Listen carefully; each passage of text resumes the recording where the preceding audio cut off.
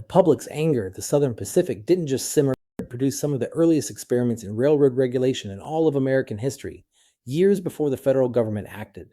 California's Constitutional Convention of 1879 created a board of railroad commissioners with the power to investigate complaints and set maximum freight rates.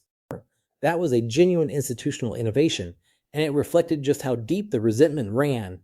There was just one problem, and it turned out to be a profound one. The commission was supposed to check the railroad's power, but the railroad was just as good at controlling the regulators as it was at controlling the legislature.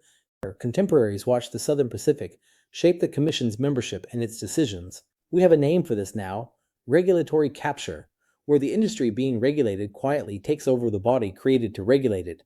This was a hard, practical lesson, and it stuck. It taught reformers that simply creating a regulatory agency was not enough if powerful interests could capture it. That lesson would directly fuel the more ambitious reforms of Governor Hiram Johnson and the California Progressive Movement after 1910, reforms designed to take power away from the railroad and the political machine and hand it back to the voters. We'll explore those in the next chapter. So what is the lasting legacy of the Southern Pacific?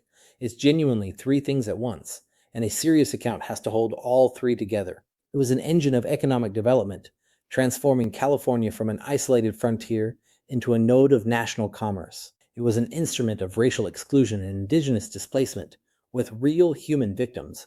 And it was a political antagonist whose abuses provoked California's most important democratic reforms. The original Southern Pacific was eventually merged into the Union Pacific in 1996, but its imprint on California is permanent. Here's the through line to remember. Powerful private institutions can build extraordinary things and abuse extraordinary power at the same time. The Southern Pacific did both, and the public struggle to hold it accountable, including the failures of that first regulatory commission, set the stage for a wave of reform that would rewrite the rules of California democracy. That story, the rise of California progressivism, is exactly where we go next.